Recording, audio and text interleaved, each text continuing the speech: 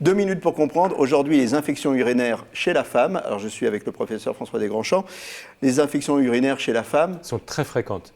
On dit qu'au moins une femme sur deux aura une infection urinaire durant sa vie et à peu près 20% d'entre elles ont quelque chose qui s'appelle les infections urinaires récidivantes, les cystites récidivantes, qui leur pourrissent la vie. C'est des femmes qui ont des antibiotiques à longueur d'année avec des piles et des piles d'analyse d'urine.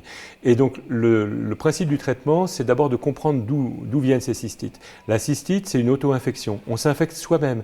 Et parfois, les cystites sont favorisées par les rapports sexuels. C'est jamais de la faute du partenaire. Il ne faut pas accuser, il faut que les couples restent soudés. C'est une auto-infection, c'est des germes qui viennent de l'intestin et qui vont remonter jusque dans la vessie. Et donc, pour bien soigner, il faut bien comprendre ce mécanisme. Premier mécanisme, attention au transit.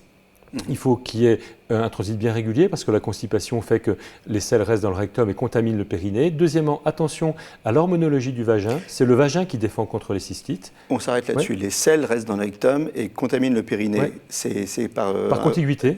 Par contiguïté, normalement le rectum est vide entre deux selles. Si on est constipé, le rectum est plein et l'anus c'est 4-5 cm. Les germes comme ça se disséminent.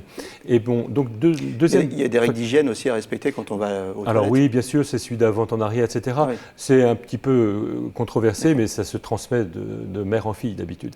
Après, le deuxième facteur très important, c'est l'hormonologie du vagin. Le vagin est une défense contre les cystites parce qu'il est habité par le bacille de Döderlein qui lui empêche les autres de venir, puisqu'il prend toute la place à l'intérieur, qui est un bacille normal, qui dépend des œstrogènes. Et donc, dans la vie de la femme, il y a 2 périodes où on manque d'œstrogènes. La période évidente, c'est la ménopause. Dans ces cas-là, il faut donner des œstrogènes locaux. L'autre période plus délicate, c'est la période de la jeune femme qui est sous contraceptifs oraux parce qu'il y a des pilules qui sont microdosées, les femmes sont en hypoœstrogénie. Donc il faut revoir ça. Et puis la dernière étape, c'est la remontée dans la vessie. Là, il faut faire attention à des boissons régulières. Une étude récente a montré que quand on boit 1,5 litre par jour, on a 2 fois moins de cystite parce que c'est un effet chasse d'eau. Le germe qui a réussi à monter dans la vessie est immédiatement chassé.